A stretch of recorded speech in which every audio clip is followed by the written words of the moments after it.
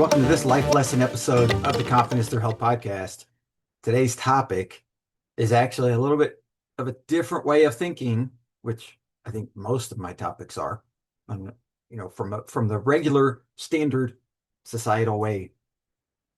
Because if we think that way, we wind up being just like everybody else. And you want to be unique, you want to be different. And in order to do that, one of the things we have to strive for is rejection and failure. And most people don't look at life that way. Most people want to be accepted. Most people want to find success. And those things are good. And ultimately, I am reaching for those things, and we should be reaching for those things. But in order to find out, are we actually moving the direction we want to? And are we doing the correct things that are for us?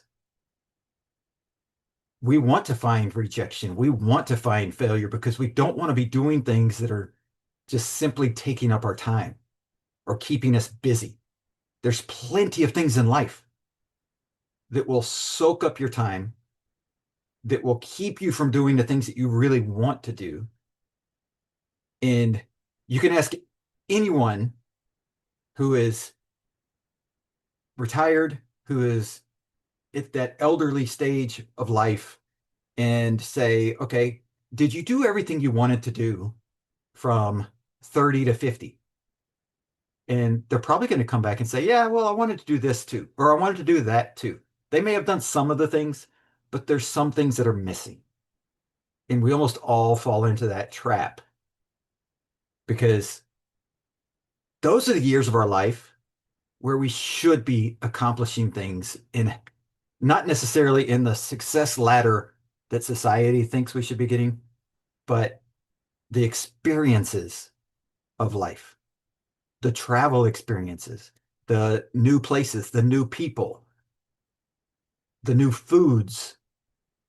Because I guarantee you, there's places in this world that would shock you from a beauty standpoint, from an amazement standpoint, from a you can't believe that nature created that standpoint.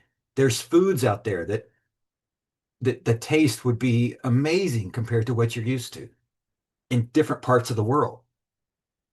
There's people that live in a very happy, joyous state of life in a much less economic, affluent setting than what you're used to. Because that's just what they do in their setting, in their life, in their place in the world. And so what we should be doing is to find those joys, to find that happiness, to make sure that we're doing exactly what we should be doing with the gifts that we've been given, is striving for rejection and striving for failures, because those things are going to point us in the direction that we should be going. Because if all we're doing is getting small little successes here and there,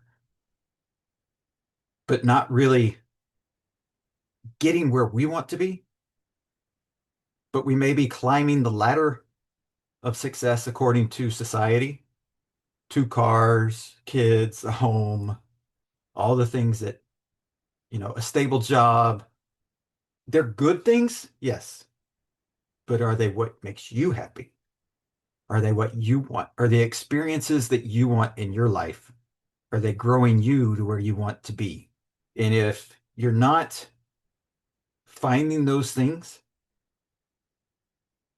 then you're not fulfilling the potential that you have for your life.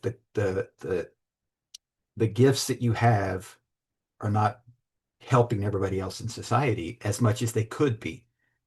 I'm not saying you're not successful. I'm not saying you're not living a good life, but could it be better? Is always the question that I'm striving for. Can it be better? Is there a better place? Is there a better thing? Is there a better way?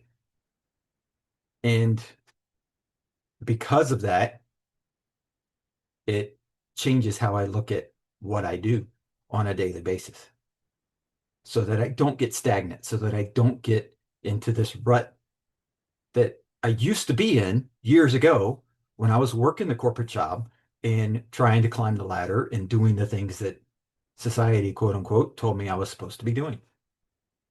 So one of the things I always tell my athletes that are getting ready to compete is that I want to see you fail.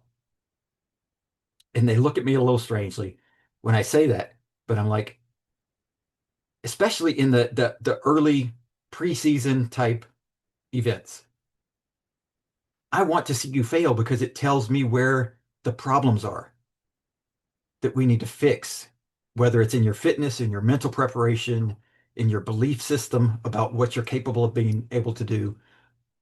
It tells me where those issues are. If you don't fail, but you never really push yourself to your potential, then we don't really know what to work on next. We can just keep going through the motions and attempting to get better. But what it does do is it doesn't say, here's the exact thing I need to work on for the next competition. And that's the way we should be going through life. We should be looking for those failures to happen so we can go, this is what I've got to fix so that the next step of my life can be better. And so we should be looking for rejection. We should be looking for failures because then it identifies more of what we're looking for. And when it comes to relationships, this is absolutely true because you should be dating people and finding out what you like and dislike. And if you ask someone out and they reject you, that should tell you something about the type of person you're looking for, right? Like that should tell you something that that person obviously is not the right person, at least in this moment in time. And there's a reason for that. But if you're dating somebody and you're finding things out about who they are, how you like to be treated, how you like to treat them, what works, what doesn't work, that should help you along the line. If that relationship ends to, hey, the next relationship, now I've learned some things that I want out of the next one. And that's rejection, failure, moving on to the next one. So we've got to constantly be learning. The best way to learn is to face rejection and failure instead of trying to avoid it all the time. So that's the life lesson for this episode of the Confidence Through Health podcast.